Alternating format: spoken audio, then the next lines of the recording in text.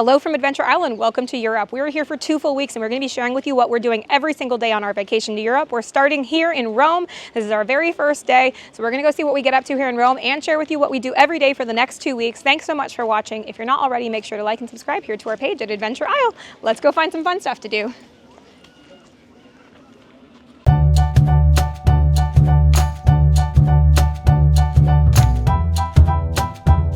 For our first day in Europe here in Rome, we are taking a Rome in a day tour, and it starts here at the Trevi Fountain. I get to come back to Rome and right go to the fountain.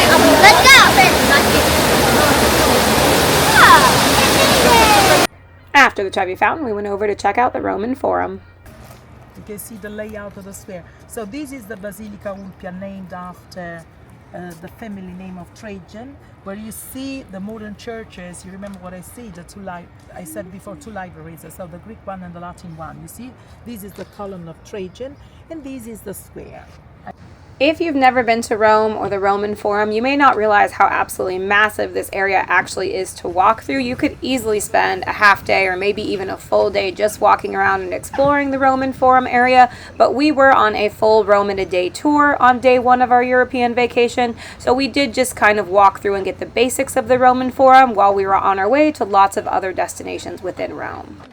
Overall, I would say that we were in the Roman Forum area with our group for about an hour, hour and a half max before it was time for us to head out to other areas in Rome. Luckily, the way that our walking tour was set up was that we were able to enter the Roman Forum on one side, walk all the way through it in one direction, and then we exited on the far side of the Roman Forum, which led us right here to the Colosseum. We did have a timed entry tour to the Colosseum, so after we had done the Forum, we headed over and lined up with a lot of other groups that had a tour of the Colosseum. It did take about 45 minutes to go through the line and then through security, but we did eventually make it into our tour at the Colosseum. We're here at the Colosseum. Let's go this way now. We did get to explore a couple different levels here at the Colosseum and had a great time learning about Roman history, but we did have a lot more stuff to still go and see in Rome, so we did head out of the Colosseum after about an hour, maybe a little bit more on tour, and then we did take a lunch break before it was time to go to our next Rome destination. It's time for pizza in Rome. After lunch, it was time to head to the Vatican, which was a bit too far to walk, so the tour company did put us in these shuttle buses and shuttle us over to the Vatican. All right, next up, my shoulders are covered and we're going to head into the Vatican. If you've never been to the Vatican, it is actually Vatican City and it is absolutely massive. This is the courtyard area and you can see just some of the museum buildings around this courtyard. As part of our tour for the Vatican, we did get to see so much beautiful artwork and so many amazing sculptures, and we did even get to go inside the Sistine Chapel, but unfortunately you cannot take photos or videos inside the Sistine Chapel. But even without showing you the Sistine Chapel, you can see how absolutely gorgeous it was inside the Vatican Museum. Every piece of that space was artwork, even the floors. And I just want to show you quickly my absolute favorite room in the Vatican, which is not a commonly talked about room in the Vatican, but this room was floor to ceiling artwork, and all of the art along the walls was actually maps of different parts of Italy, which I thought was just so cool as we were first time visitors as a family to Italy, and I loved this room that was filled with these maps. After getting to witness the beauty of inside the Vatican and seeing the Sistine Chapel, we were taken outside into St. Peter's Square, which is this big open area in front of St. Peter's Basilica, and all these chairs are set up because this is where the Pope addresses the public a couple of times during the week. We did also go inside St. Peter's Basilica, which is absolutely one of the most gorgeous churches in the world and one of the most important churches when it comes to the Catholic faith. It was absolutely beautiful to see the inside of this church. There was one little bummer, which is that the altarpiece that is almost the best part of this church is actually being restored, so we didn't get to see that, but there was still tons of beautiful artwork to enjoy. And I want to quickly highlight this piece of art right here. There were several pieces of art like this within the church where from far away it looks like a painting, but you actually have to look up close to see that this is actually a mosaic made of thousands of tiny, tiny tile. There were multiple pieces of art like this and they were absolutely breathtaking. Seeing St. Peter's did mark the end of all of the places that we were going to visit for the day, and it was time to head back and have dinner before going to the hotel. We had dinner in this beautiful outdoor restaurant. We absolutely loved this location, and we of course were in Italy, so we had pasta and we had pizza and we had bruschetta, and it was a magical evening before heading back to the hotel. And now, before we call it a night and head on to day 2 of our adventures, we do want to give you a quick tour of the hotel that we booked that is absolutely gorgeous here in Rome. This is actually basically a mini apartment. It was at the hotel that was called the Trianon Borgo Pio. I'm sure that I'm butchering that name, so I'm sorry about that. But it was a really great room, especially for our family of 5. So here in this room that had 2 twin beds is where we kept our boys, who are 5 and 7. And then out here in the living room, there was a day bed, and that's where our daughter Bailey slept.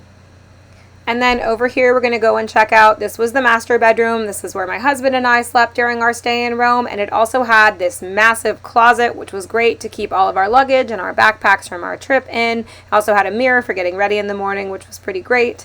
And so we really liked this hotel. It was a pretty perfect setup for a family of 5. And then, of course, there was a restroom, and the restroom was in the common area, which was great, so that nobody had to go into each other's rooms when they needed to use the restroom, so nobody was bothering anyone while they were sleeping. And since it was basically a suite apartment, there was also a table, a microwave, a coffee maker, a fridge, cabinets. It was really great. Everything we needed, this apartment had it. Welcome to day 2, our second official day here in Italy. Today we're going on a day trip, so we're actually going to take a bus and go over to Pompeii and the Amalfi Coast. Our tour is starting right now. You guys ready? Yeah. Let's go. Yeah. Today's trip is going to be mostly on a bus, taking us to a couple of fun locations, so I won't show you too much of us on the bus, but we are heading to the Amalfi Coast and Pompeii. And we go to the Tasso Square. For lunch. We made it to Sorrento. That was our first stop. We're here on the Amalfi Coast, and we're eating lunch at this beautiful place called the Terrace of the Sirens, Terrace of the Mermaids, and it's got the most gorgeous view. I have an Aperol Spritz and some bread to start. We're going to order some more food very soon, but check out this amazing view for our lunch.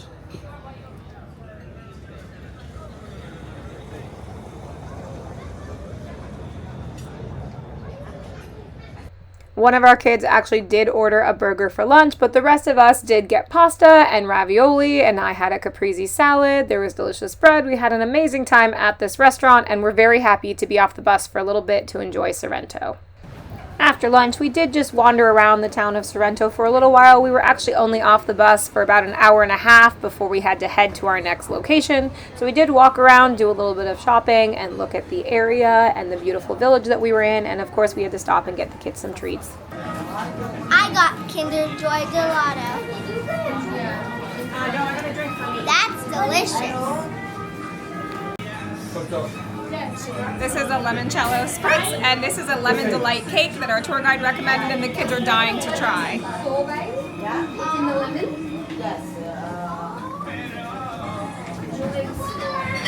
Alright, Phoenix is going to try the lemon delight, and I'm trying the limoncello spritz. You go first, Phoenix. Oh, that's a big bite. What do you think? It's great. I feel like you can't go wrong with limoncello in the place where lemons are everything. Oh yes, that is amazing. We took one last look at the beautiful town of Sorrento, which I honestly could have spent a lot more time in, but we did have to get back on the bus because it was time to head over to Pompeii. 1, 2, 3 kids, 2 seconds with me. Next up, we arrived in Pompeii, and you might have heard our tour guide there in the previous video saying he needed the 3 kids for 2 seconds, and that's because at most of these sites throughout Europe, kids are actually free to visit, though there were actually very few children traveling with their families when we were in Europe. But because the kids were free, our tour guide did have to grab the kids and go and get their tickets separately from the adult tickets, so he did that really fast, and then it was time for us to head into Pompeii. I had a very good time visiting Pompeii, but actually the reason we chose to visit Pompeii on a day tour when we only had a couple days in Rome was because my daughter Bailey, who was 9, was actually studying Pompeii in her class at school, and she really wanted to go and see it, so we decided to make a day of it so we could come and see this ancient city. Now, if you're not familiar with Pompeii, it's famous because it was actually destroyed by a volcano. This happened almost 2,000 years ago when a volcano erupted and covered the city in 19 feet or more of ash. But what actually happened with all the ash is that it basically preserved all of this city that you see here today. So this is one of the oldest cities that you can see in Rome. It's 2,000 years old, and so many parts of it were preserved because it was buried by the ash from this volcano. Pompeii is also a UNESCO World Heritage Site, and it is still an active archaeological site. They are still uncovering more and more things about Pompeii each and every day.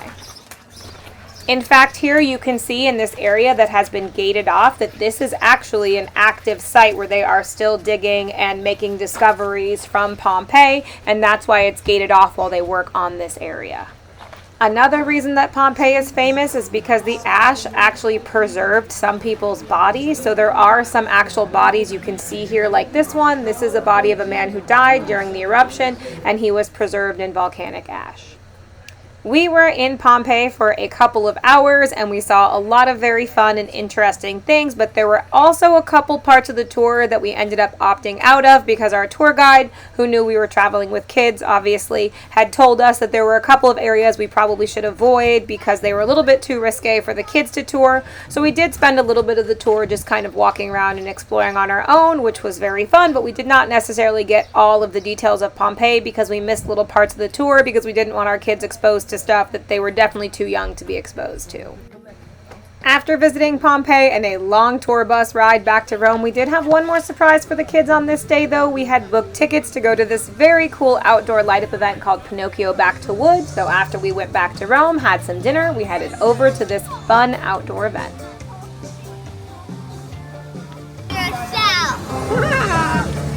All right, come on.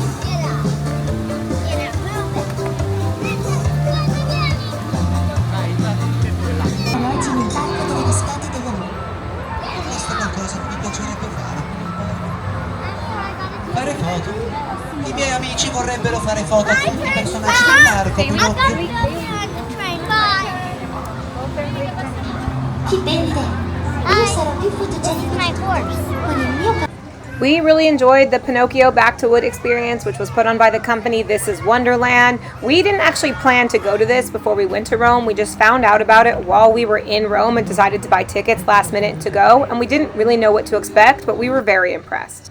This event had a bit of everything. There was a circus, there was a carousel, there were games, there was light up items, there was interactive elements, there was water projections, there was so much that happened at this event. It's actually way too much to share here in just a short clip, but we do have a full video over on our regular YouTube page if you want to check it out and see exactly what this event was about. Now let's play in the coral reef. Disse Pinocchio. Today is day 3 in Europe, and we're taking a train from Rome to Venice. Let's go. Choo-choo and all aboard.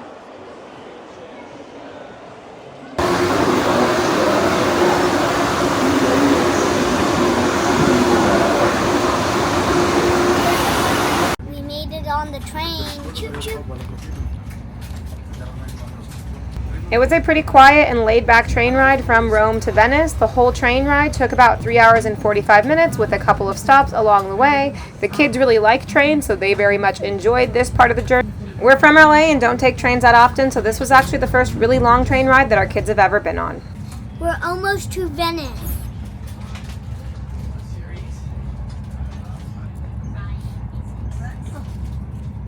Here we got our first glimpse of Venice and all of the water surrounding it, and the kids were so excited because all they wanted to do was go and ride boats. And just a few minutes after we spotted this water, we pulled into the Venice train station, ready to start the next part of our vacation. After we got off our train in Rome, we did make the decision to walk to our hotel, which was actually quite the feat because even though it was only about 15 minutes away in this gorgeous courtyard that you see here, there was a lot of bridges and cobblestone, and with all the luggage and the kids, it was quite the feat to get to our hotel room. We were pleasantly surprised when we went to check into this room that was in this very cool, very old hotel in Venice. You can see here you take this brick staircase up, and on the second floor is where the hotel is.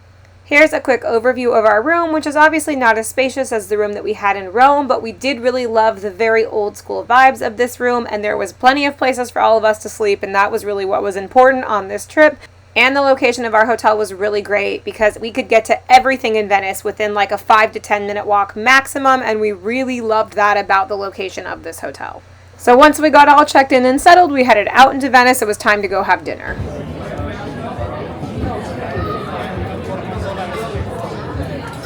We spent all day traveling. We made it to Venice. Now we're having dinner, and that's pretty much it for day 3 because it's already pretty late here. It's 8 p.m. And then tomorrow we're going to spend all day exploring Venice. We're very excited to be here though. For dinner on our first night in Venice, we did have pasta carbonara, and of course we had more pizza. The kids wanted some fries, and we tried this really good lasagna. After dinner, the kids asked to end their night with some gelato, so we grabbed them some of that, and then we found a cool spot to watch the boats go through the canals. The kids really like to watch boats go underneath these low bridges because they had to duck when they went under, and that's how we finished our night. Good morning and welcome to Venice. This is day 4 of our European vacation. We're spending it here today in Venice, Italy with these kids who are so excited for all the boats. Phoenix, are you excited? Oh yeah. You excited, Skylar? Yeah. What about you, Bailey? I am so excited. All right, let's go explore Venice. Come on. Walk around outside. We're going into the Da Vinci Museum. Come on, let's go. So it was actually kind of a funny story. This Da Vinci Museum was right by our hotel, so we bought tickets online and didn't realize we actually purchased tickets for a totally different Da Vinci Museum in Venice, so we had to walk about 10 minutes to get here to this Da Vinci Museum. That's exactly what we're doing. Phoenix, what are you guys doing? We're building this. Bailey, what are you doing? I'm trying to make this tunnel. Oh, it goes this way. Yes. Okay. Designed swinging bridges so boats could go under it. So yeah, keep turning it that way, Phoenix. Look, the bridge is going to open so a boat could go under it. What are you doing, Phoenix? I'm building this. Nope, under. This is hard. Okay. We built the bridge out of these blocks. We spent a couple hours in the interactive Da Vinci Museum, and then it was time to take the kids out and feed them lunch before it was time to go and do what the kids really wanted to do in Venice, which was go explore and ride the boats. Let's go! Let's go. Okay, you guys get on. Start getting on.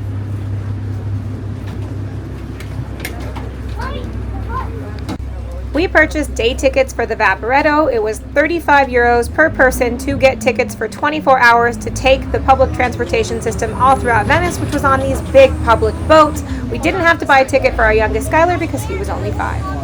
The highlight of being in Venice was riding the public transportation Vaporetto boats all over the city, but we did make a couple of stops. We did get off at the Rialto Bridge and at St. Mark's Square to see a couple of the big tourist locations, but we honestly just kind of spent a lot of time on these boats because that's where our kids wanted to hang out.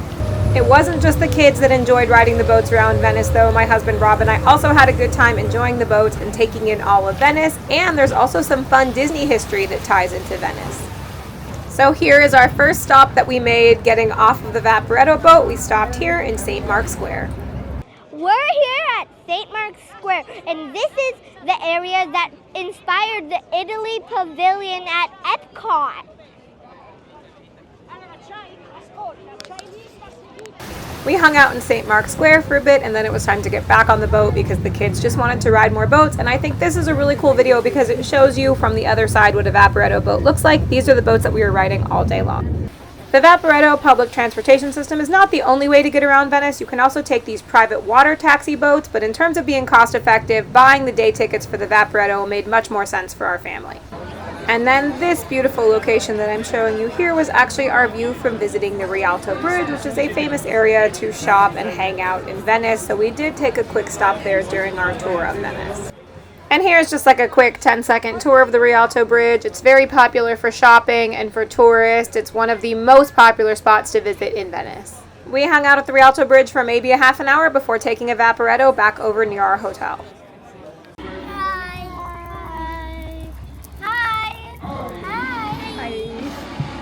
After visiting the Rialto Bridge, we were just going to call it a night and head back to the hotel, but our daughter really wanted to go on a gondola ride, so we did end up hiring a gondolier and going on a gondola ride. Oh, look, we're going to go under the bridge. Under the bridge. Whichever way we're going under the bridge. Yes, isn't that fun?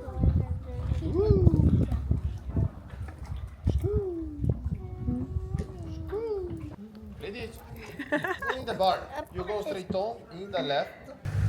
Oh, cool. It's day 5 in Europe, and we just took a plane to Switzerland, Zurich in Switzerland. Right now we're in Zurich, but we're going to Bern on a train. Come on, let's go! As Bailey said, we have officially made it into Switzerland. We did fly from Venice, Italy into Zurich, Switzerland, and then from Zurich we took a train over to Bern because that's where we will be staying for the next couple of nights. We'll give you just a really quick tour of the room that we stayed in Switzerland. Honestly, we were not a big fan of these accommodations. This room was also supposed to have a couch for our daughter to sleep in, but it didn't end up having that, and there wasn't anything that the hotel could do to fix it because they were out of rooms. So we ended up having to sleep a little uncomfortably for a couple of nights in Switzerland, but we did make it work. And we also just didn't love this room because we thought it was weird that the shower was kind of in the middle of the room, and it didn't have a fridge or a microwave or anything to help us like have breakfast in the room, which we like to do. So overall, this wasn't our favorite place to stay. We're in Bern, Switzerland, and we're looking at the bear pit. When we first got to Bern, Switzerland, we decided to go and check out the Bear Pit or Bären Park, and it's exactly what it sounds like. It's just an outdoor park on this beautiful river, and there are just bears hanging out in this area that is enclosed, and guests walk around and they look for bears. Hi, Barry. Look, there's a bear. You can see its button. So here in this first part that we're showing you, we were kind of up on the upper platform, but there is actually this giant elevator that goes down the side of the hill and takes you down to the lower platform that's down along the water down there where you can see some people walking. So we walked around here on the upper platform for a bit, and then we'll take you down on the lower platform to see some bears down there as well. Which way are we going? Down. Up? Down. It's over there. -1. That's over there, -1. Look at the board. We're thinking we are going down.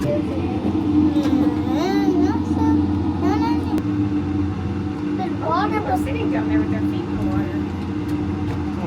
Oh. Bears.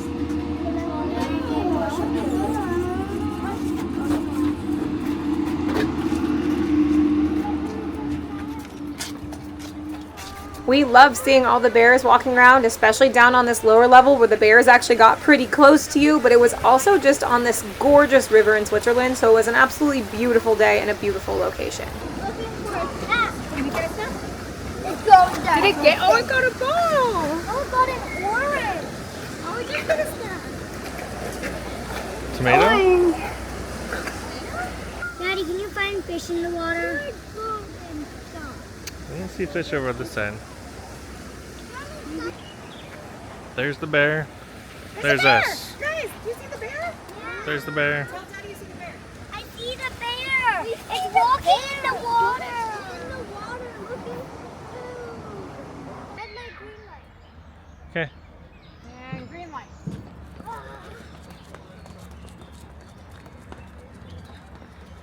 After a couple of hours of running the kids around and getting some energy out and seeing all of the really cool bears, then we went and had another dinner of pizza and pasta at this very cute restaurant in Bern, and then after that it was time to go see the most famous site in Bern.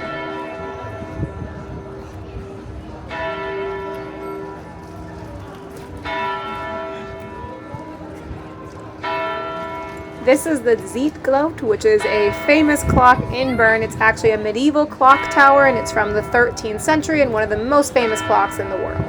This is day 6 of Europe, and we're on a train going to see the Matterhorn. But right now we're in the kids' car. Literally, there's a kids' car.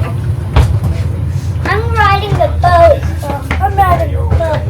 I'm driving the boat.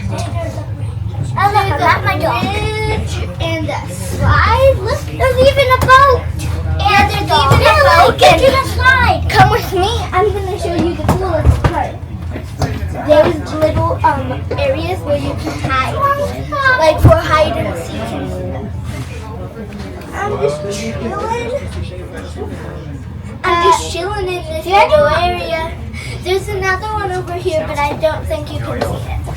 It does take about 2 hours to get from the city of Bern to the city of Zermatt, and you do have to change trains in the middle. This is our first train that we just showed you that had the playground. Our first train was great, but our second train did have a bit of technical problems. The train stopped because of technical difficulties. The train is moving.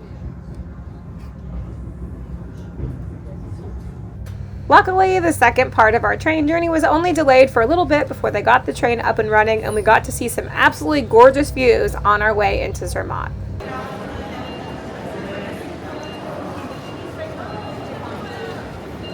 We just took a train to Zermatt.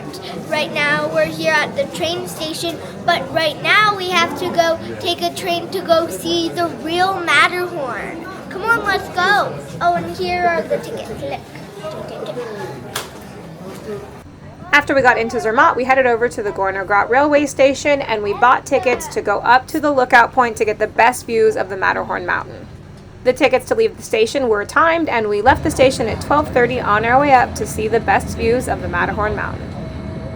The Gorner Grat Railway actually does make multiple stops on the way up to the best viewing point of the Matterhorn mountain. We did go all the way to the top because we wanted the topmost best view.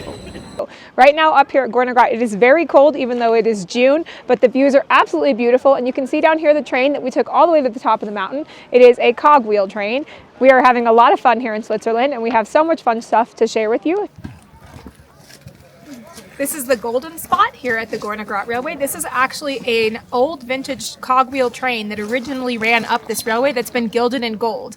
It opened about a year ago in August 2023. So a lot of visitors haven't seen this yet, but it is beautiful. And it actually shows you down here how the train ran on the old cogwheel tracks. You can see the divots in there, and then the wheels run through the divots and the tracks. Nope, that's perfect, you guys. Get up tall, Bailey. Stand up tall. All right, can everybody wave? It says Grand Tour of the Matterhorn. Mommy, look how high it went. I know. It says Grand Tour. All right, you guys, cheese. We're taking a picture now. Nice Ready? cheese. 1, 2, 3, cheese. After the cute photo op, we went to explore. There's actually one hotel here up at Gorner Grat Station. We are not staying in the hotel, but we did go and have lunch there, and it was delightful.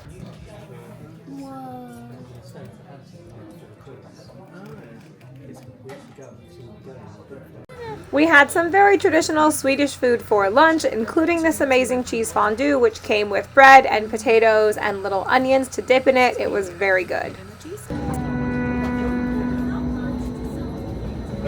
Geschätzte Fahrgäste, die Gorner Gratbahn heißt Sie herzlich willkommen im Zug nach Riffelberg, Riffelalp, Findelbach, Zermatt und After a couple hours up at the top of the Gorner Grat railway station and beautiful views of the Matterhorn, we took the train back down into Zermatt.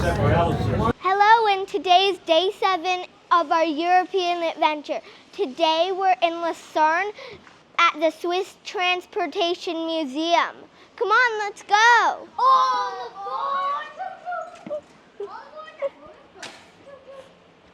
This is an area where they can pretend to build the roads, and there's a whole closet here of fun stuff for them to dress up and play with. Go check that out.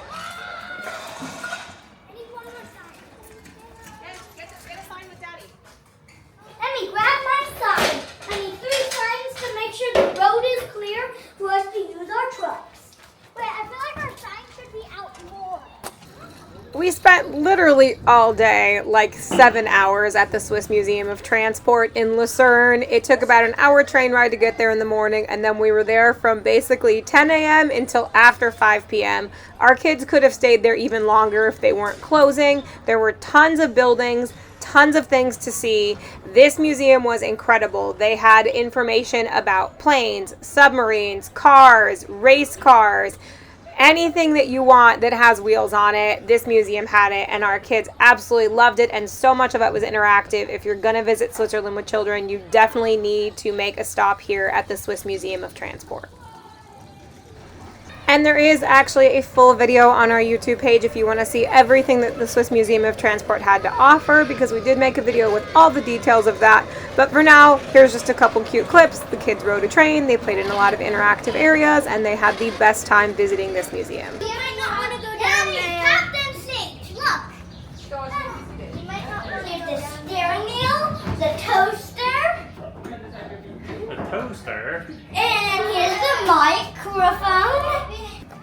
The train's over here? Yeah, go through that door. I know where it is. I'm leaving that. This is what it says. You have to keep to 30 miles an hour. You have to safely drive the train. Look, you have a green light. I think maybe once you get past the green light, you can go a little bit faster. We'll see what it says. We have to watch the screen. Next up, we're going to do the Swiss Chocolate Adventure, which is actually something you pay a little bit additional for. It's about $20 a person to do the Swiss chocolate part of the museum. It's not included with regular ticket admission, and it starts every 20 minutes approximately. So it's time to go. You guys want to go on the ride? Yeah! And yeah, it's a ride experience is what it says online. This is the ride car. The Swiss Chocolate Adventure ended up being a little dark ride that was underneath the building of the Museum of Transport. It was kind of cheesy, but it told the history of chocolate and how chocolate is made and how it came to be a big part of Switzerland. I was not a huge fan of this experience because I thought it was pretty cheesy, but there was one cute thing at the end where you went in this room that was made of giant pieces of chocolate, and they did give chocolate down this chute for kids to collect, which was pretty cute.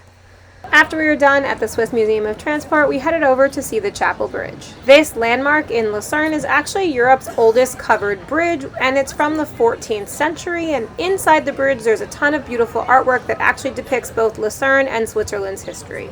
Then we walked around the town of Lucerne for a little bit, trying to decide where we wanted to go to dinner, until our kids stumbled upon this boat that was also a restaurant called the William Tell, and they decided that that must be where we were going to eat dinner.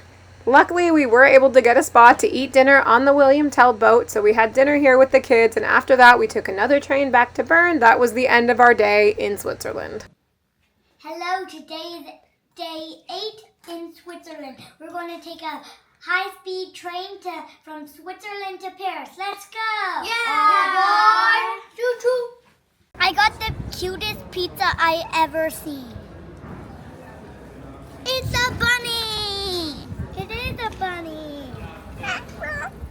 We also got some fries, some pasta, another big pizza, and some filled pasta. After we had our lunch, it was time to take 2 trains to get to Paris. First, we took a shorter train that took us from Bern to Basel, and then from Basel, we took a high-speed train to Paris. Our whole travel day took us about 6 hours. Hello, welcome to Paris. We've made it to France. This is a little bit different because we're now actually meeting up with 16 family members, and we're staying in these 2 Airbnbs here in Paris. So we're going to show you what our Airbnb looks like. We'll be exclusively on this half, and the rest of my family is on the other half of our Airbnb. Let's go take a look. It has a full kitchen.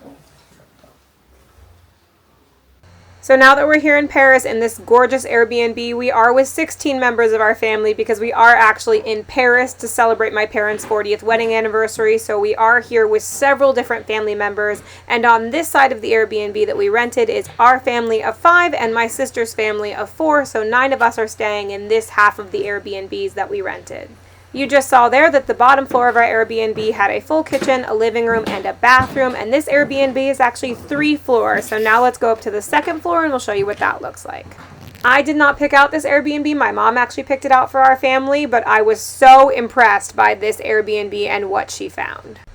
So first, when you come up the hallway to the left, there is a full bathroom with a shower and everything included, and that is across from one of the queen-size bedrooms. There are actually 3 queen-size bedrooms on this middle 2nd floor of the Airbnb. This first room that I'm showing you here is actually where my sister's baby stayed, so no one actually even used that bed. We had a pack and play in that room. And then this 2nd queen-size bedroom that we're showing you here that looks out into the courtyard, this is the room where my sister and her husband stayed.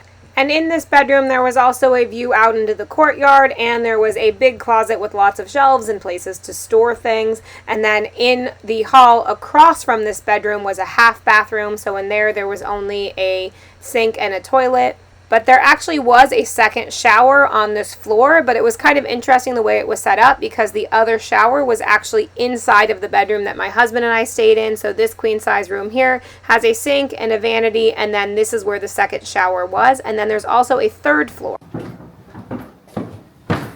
This Airbnb is actually 3 stories tall, so there's kind of the living room area and kitchen on the bottom story, and then the middle story has the adult bedrooms, and then up here there's a whole kids area with 4 beds for the kids, and they're all separated. It's perfect. So this might actually be the best setup for kids that I've ever seen in an Airbnb. It was a massive room up on the 3rd floor of the building. It was a loft, and it had this really beautiful circle-shaped window that the kids liked looking out of. And then there were basically 4 corners of the room, and so there was like separate mini rooms for each child. So they were kind of together, but they all had their own space. So they each had their own bed, their own laundry basket, their own place to hang stuff up. There was that mirror you saw right there, and then there was this huge bathroom that was perfect for getting kids ready. So that's the tour of the house that we rented in France. We were staying there for 5 nights, and it was perfect for 4 adults and 5 kids. Hi, and today's day 9 of Europe. Today we're doing a hop-on, hop-off bus in Paris. This is Notre Dame. Come on, let's go!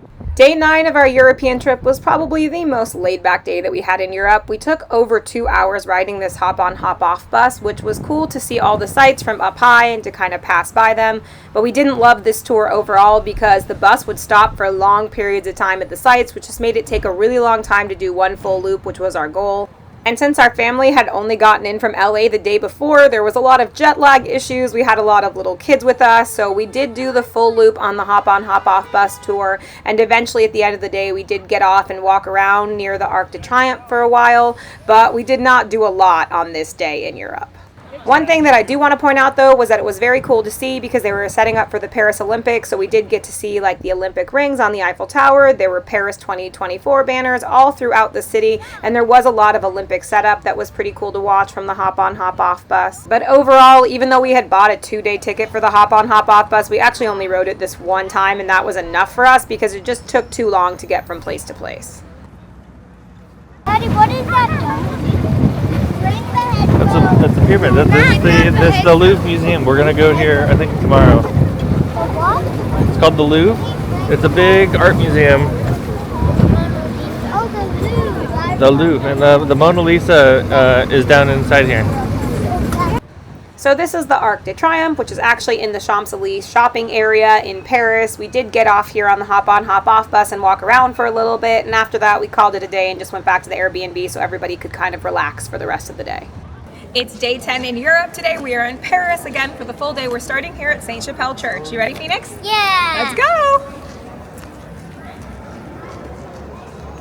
Saint-Chapelle Church is actually 2 stories, so you start here, this is the lower level, and then you take a staircase up to the main chapel area. This church was actually built by King Louis IX, who later became Saint Louis. It was built in the 13th century and took less than 7 years to build, which was a huge accomplishment back then. The church was actually built by King Louis IX in order to house the crown of thorns, a fragment of the cross, and some other religious relics. Unfortunately, during a revolution, most of those relics were destroyed except for the crown of thorns, which was saved and moved over to Notre Dame. And now here upstairs where you enter the church, there is this gorgeous work on the outside of the building. It's kind of hard to tell from the video, but the whole left side of the entranceway depicts angels and heaven, and the right side of the entranceway depicts hell and different demons, and it's really intricate work even on just the outside of this building. And then of course there's the inside of the church. The appeal of this church to most guests is this beautiful stained glass that's all throughout the church. There are more than 1,100 stained glass panels inside this church, and they show scenes from the Old Testament, the New Testament, and the history of the world. Of course, we love sharing this video with you guys and how gorgeous this church is, but if you ever go to Paris, you really need to go see it for yourself because no video or picture can really do justice of just how large and gorgeous this building is. This is the most beautiful thing I've ever seen.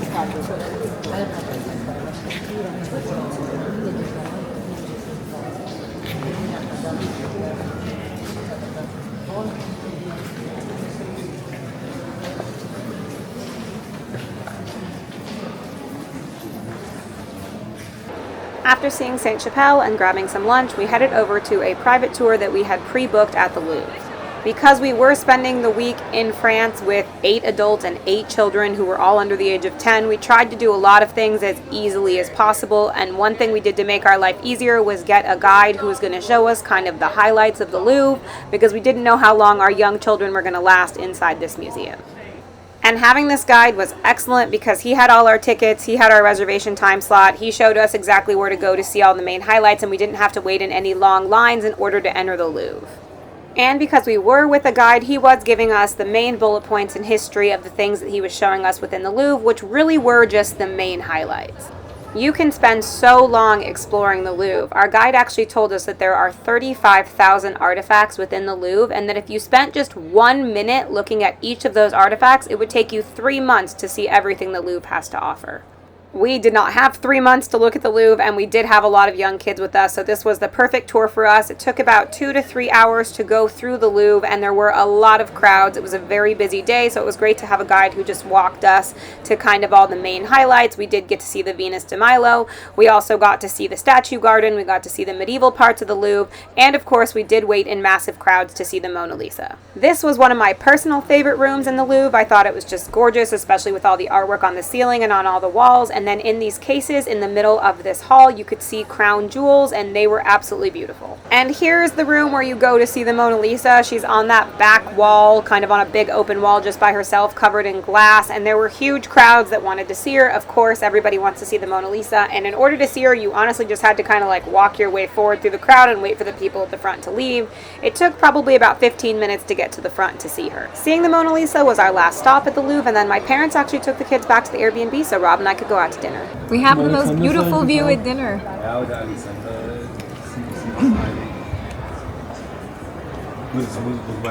Hi, and today's day 11 of our Europe adventure. Today we're at Monet's house in Versailles. Come on, let's go.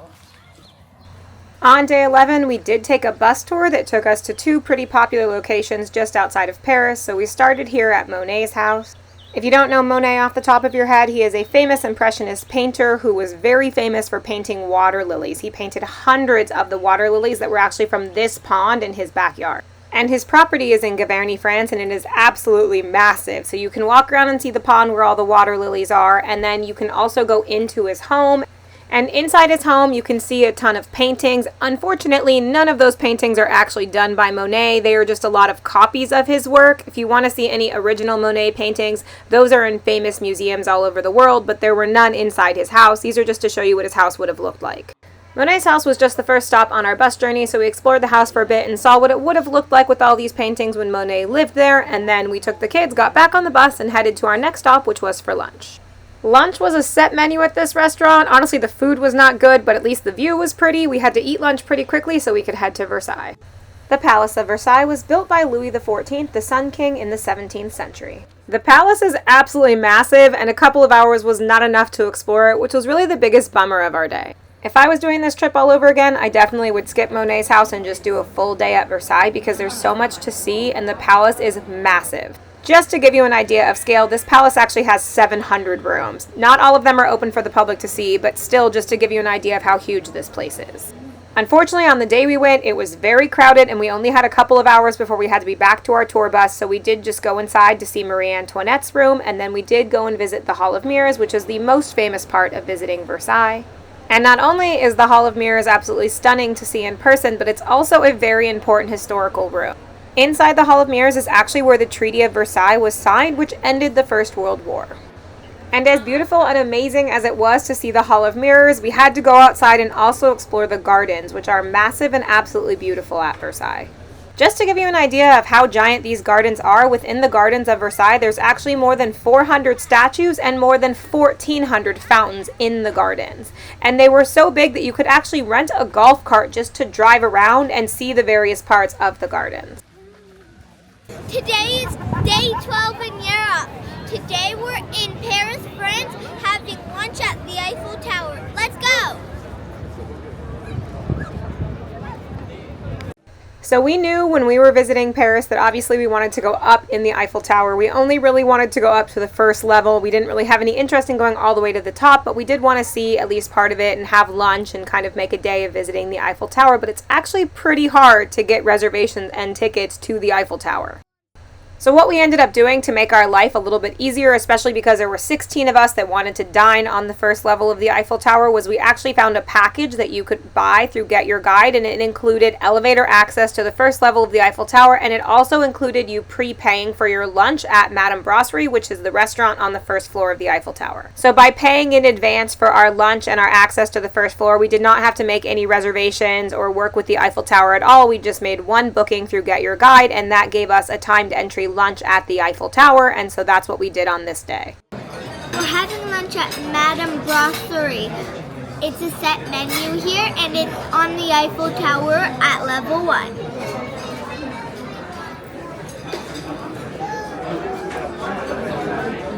I wish I could say that we were bigger fans of the food that we got at Madame Brasserie, but honestly, we did not think that the food was all that good. The wine was good, though. And we did also like the desserts, but the starters and main courses were not our favorite, so we just ended up getting snacks after lunch. After dinner and enjoying the views of the Eiffel Tower, we did send the kids back to the Airbnb with Grandma because several of the adults wanted to check out the Père Lachaise Cemetery. So we're going to take you around, show you some of the amazing graves here at Père Lachaise. Enjoy! If you're not familiar with Père Lachaise, it is actually the largest cemetery in Paris and one of the most famous cemeteries in the whole world. It's actually hard to tell how many people are buried inside this cemetery. It's anywhere between 300,000 and 1 million graves, but what they can tell you is that there are 70,000 burial plots, mausoleums, chapels, and funeral art pieces. So just imagine how large that is. We spent more than a couple hours walking around Père Lachaise and also looking for the graves of several famous people. There are actually so many famous people buried in Père Lachaise that when you first walk into the cemetery, there's actually a map that will direct you to famous people's graves. And there are street signs throughout the cemetery to direct you where to go because that's how large this cemetery is. And we even found kitties living in the cemetery, which we thought was very cute. And now I'll quickly show you the famous graves that we did find and also tell you a little tip. If you're trying to find graves within Père Lachaise, you can actually use Google Maps and get walking directions because there are streets and street signs within the cemetery. First, here we found this raised grave, and this belongs to the playwright Molière. You might know him from writing plays like The Imaginary Invalid or The School for Wives. He's a very famous French playwright. He was also a poet and an actor, and he's buried here at Père Lachaise. Next up, we found the grave of another famous writer. This is the gravesite of Oscar Wilde, and this was kind of an interesting one because it was covered in glass, and there's actually a sign on the grave that says that if you vandalize it, the family has to pay to have it fixed. So that's kind of interesting and kind of sad that obviously this grave has been vandalized before, but I also thought it was just a very cool grave to look at. And apparently we were really good at finding the writers buried in Père Lachaise because we also found Balzac, who was another French writer and novelist, and who was famously known for supposedly drinking 50 cups of coffee a day. Hi, and today's day 13 of our European adventure. Today we're checking into the Disneyland Paris Hotel. So at Disneyland Hotel at Disneyland Paris, we actually had 4 rooms because we had 16 people. So I'm going to give you a quick tour and a little bit of information about staying at the Disneyland Hotel. Staying at the Disneyland Hotel in Paris is amazing. It's an incredible 5-star hotel. You enter through this gorgeous lobby, and then your hotel is right at the entrance of Disneyland Paris. So it takes about 30 seconds to get into the park each day. And the hotel rooms are actually on the inside boundaries of the security check, so they will check your luggage on the way into the hotel, but after that, you do not have to go through security anymore to go to the parks each day. And there are a ton of perks that come with being a Disneyland Hotel guest, but one of my favorites was you also get 1 hour early entry each day, and you can use it at either of the 2 parks at Disneyland Paris. So now let's take a look at the actual hotel rooms. We booked 4 of the same kind of hotel rooms. These were 2 queen standard rooms. Each room had 2 queen beds and then a couch and a vanity area. And Disney did a really good job accommodating our request that all 4 rooms be near each other. We had 2 rooms on each side of the hall that we were staying in, and one side of the rooms did have an adjoining door. Each room we got did look basically the same. They each had this copper cabinet, which is actually hiding a coffee maker, and then in the drawer is where you can find the coffee cups and the things that you need to make coffee. And then here above the couch where it looks like a giant mirror, that's actually where the TV is. You can only tell it's a TV if you turn the actual TV on. And let's take a quick look at the artwork in this room. This room was Beauty and the Beast theme, which means that the pictures that hang above the beds are both from Beauty and the Beast. And really, that's the only big difference between the 4 rooms that we got, is that in each room there was a different princess on the wall above the beds. Other than that, the theming was exactly the same in all the rooms. And one way that Disney kind of helped that work for each room was using the carpet. So if you look closely at the carpet, there's a bunch of different princess elements within the carpet. There's a rose, an apple, a lamp from Aladdin, and that's kind of how Disney ties the rooms together. And each room did also have in this closet Disneyland Hotel robes and Disneyland Hotel slippers, and this big closet area, which was really great for keeping luggage and clothes organized. And across from the closet area is where you would find the restroom in each room. And the way the restroom was set up was the toilet had its own separate door, and then there was the regular door that would take you into where the bathtub and the vanity was at. And then again, in each bathroom that we had, regardless of which princess the room was themed to, every single mirror in the bathroom was themed to Snow White and the 7 Dwarfs. So there were 3 dwarves up each side, 1 dwarf on the bottom in the middle, and then on the very top in the middle of each mirror you would see Snow White. You can see her right here. And then each bathroom did also have just a regular round light up makeup mirror. And while we're talking about mirrors anyway, I also want to show you a quick close-up of the mirror that's above the vanity in each room. This mirror is themed to Tangled. And here you can see the toilet that's behind a separate door in the bathroom area. And then one last thing I wanted to highlight about each room is that each room came with this mini fridge. And in this mini fridge, the drinks were actually complimentary, so you could just take them and have them. The snacks you did have to pay for, though. And because we did have 4 different rooms, there were a couple of little differences. 2 of the rooms that were on one side of the hall had this view, which was mostly just greenery and trees. And then the 2 rooms that were on the other side of the hall had what I think was a bit better of a view. Those 2 rooms could see the indoor pool, which is in the gray building there, and could also see the beautiful pink hotel building. And then my parents' room was the only room that had a card in it, and that's because it was their anniversary. That's why we were at Disneyland Paris, so they did leave them a very cute Beauty and the Beast anniversary card, which I thought was very sweet. And then, of course, the main difference, which I mentioned earlier, was that each of the 4 rooms was a different princess, which really just meant the artwork on the wall was different. So this room here was Raya and the Last Dragon theme.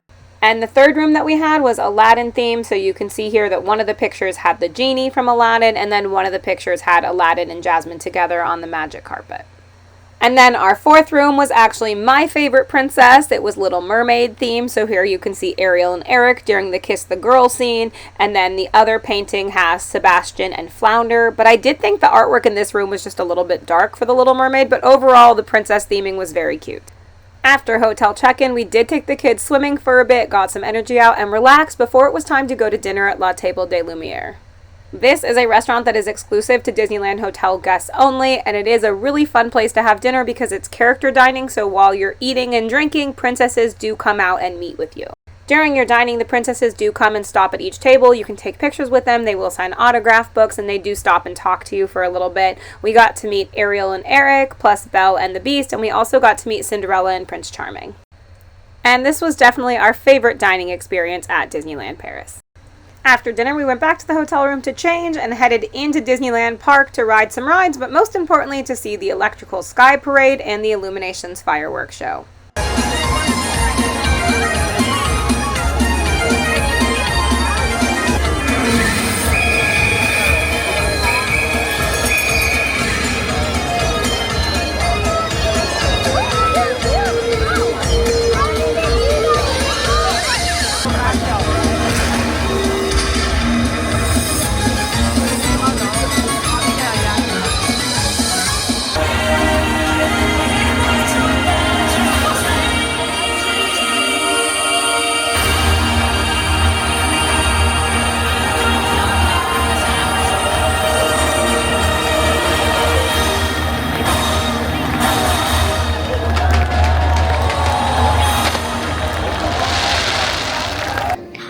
Today is day 14 of our European vacation. Today we're at the Disneyland Paris Hotel, and I am getting a princess makeover. It is your first time at Disneyland Paris? Yes. But maybe not in a Disneyland park. You go in California Park? Yeah. Who is your favorite princess? Right now, Belle, actually. Belle?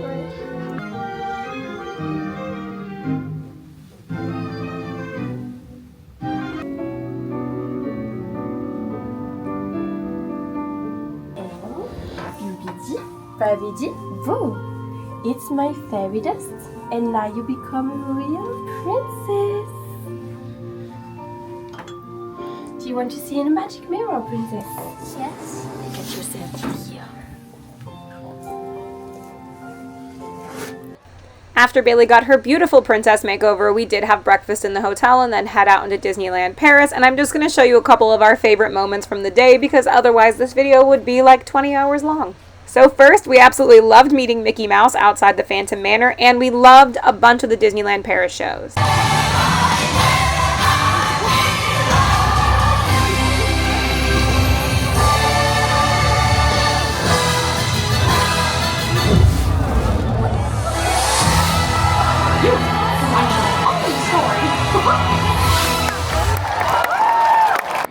After a ton of fun rides and shows over at the Disneyland Paris park, we did park hop over to the Walt Disney Studios park to have dinner at Chef Remy's.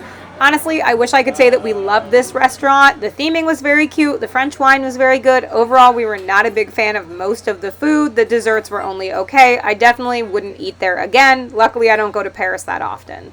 After dinner, we headed out into the Walt Disney Studio Parks for more shows and more rides, and I will have a full video on that on our page, so if you want to see what we're up to at just Disneyland Paris, you can check that out.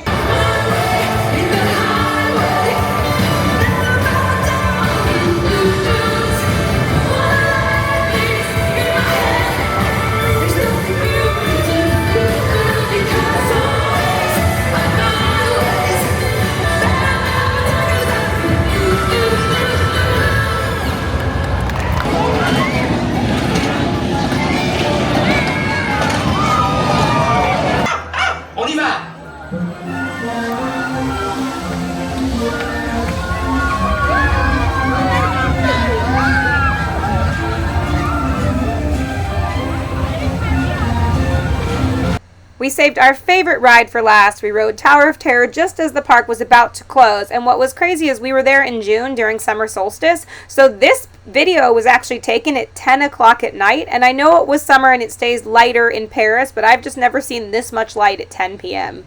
Hi, and today is day 15 of our Europe vacation. Today we're at Disneyland Paris, and we're gonna see some fun stuff and do some fun stuff. Let's go! For our second full day at Disneyland Paris, we got up early so that we could use our early park entry that we got for being Disneyland Hotel guests, and we used that to go over to the Walt Disney Studio Park so that we had 1 whole hour to do rides before regular guests were let into the park. During our hour of early park entry, we were able to do Avengers Campus and Crush's Coaster and Tower of Terror. It's time to go on Flight Force! Come on, let's go!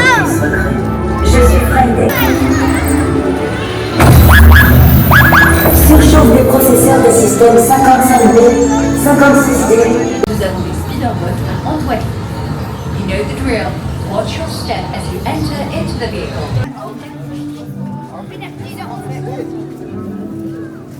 5 minutes! It's only 5 minutes! We only spent a couple hours over at the Walt Disney Studio Park because the kids really wanted to do rides and shows over at Disneyland Paris, but we had a good time there in the morning, and I'm just going to show you a couple other little clips of our day, but there is a full video on our page if you want to see everything we were up to.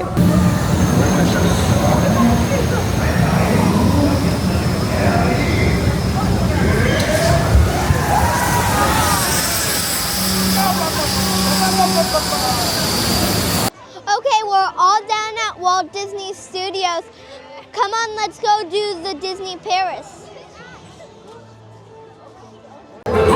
C'est la carte au trésor pour sur la Et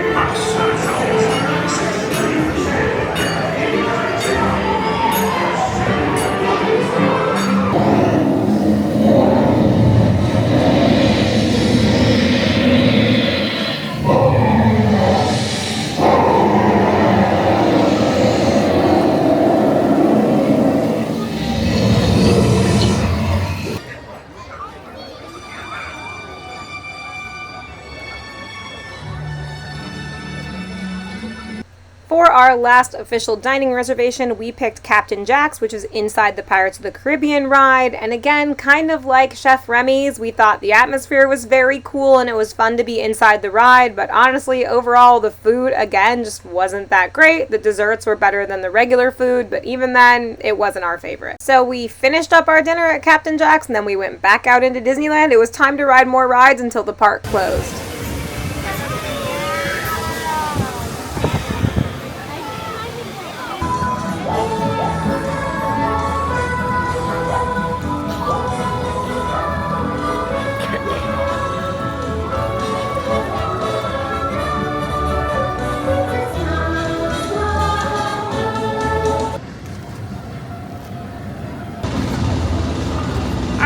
Riding rides since about 8:30 this morning. It's almost 11 o'clock at night. This is our very last ride of the night, Big Thunder Mountain. If you wait till the end of the night, it's only a 10-minute wait, so that's what we're going to do. You guys excited? Yeah! This is day 16 of our European adventure. It's actually our very last day here. We're checking out right now of the Disneyland Paris Hotel and flying home. Thank you so much for watching on our adventure. If you haven't already, make sure to like and subscribe to our channel.